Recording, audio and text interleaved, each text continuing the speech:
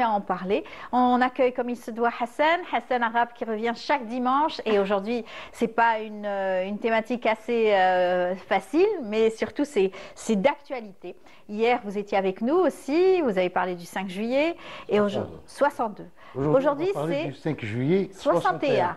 Tout à fait. Voilà, donc on connaît mieux donc, la journée, donc les manifestations du 11 décembre 1960, les manifestations du 17 octobre, la grève des 8 jours, mais pas la grève générale et les manifestations du 5 juillet 1961. Donc vers la fin du mois de juin 1961, le GPRA, le gouvernement provisoire de la République algérienne, lance un appel à une grève générale contre la partition. Donc c'est très très important. Donc le mot d'ordre était important parce que pour un petit peu contrecarrer le projet de De Gaulle qui voulait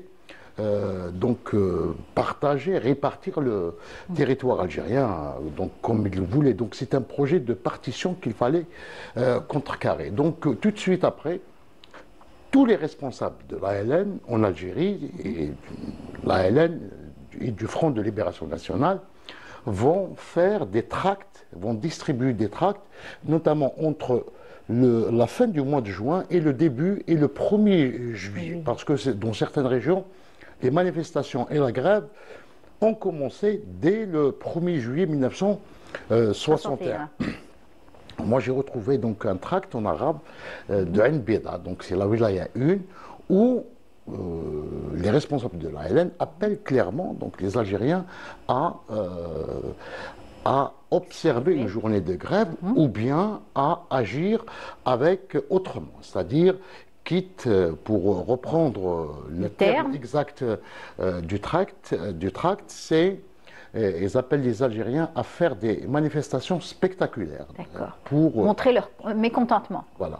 Et puis il y a un deuxième tract, c'est celui des responsables de la wilaya 4 historique, où on invite les gens de Loarsenis, de Chélif, de Blida, de Lafron, etc., avec toutes les localités citées, à faire de même, c'est-à-dire à contrecarrer ce projet de la partition.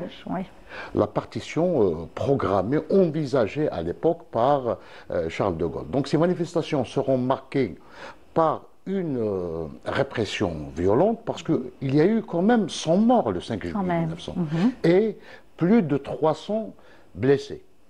Et pour faire vite, donc, on doit dire que les Algériens étaient au rendez-vous, il y a eu des grèves, et la presse de l'époque colonialiste parlait, donc on disait que la grève n'a pas été suivie, le mot d'ordre de grève n'a pas été suivi, notamment dans les grandes villes, à Alger et à Oran, mais dans toutes les villes, les autres villes, y compris donc à Ouergla par exemple, où les Algériens ont tenu à répondre à cet appel du GPRA qui réclamait également des négociations loyales. Donc des manifestations pour des négociations loyales et contre la partition. Voilà, et bien bravo à Hassan parce qu'à chaque fois qu'il vient, chaque dimanche, il nous ramène des documents officiels et des inédits surtout.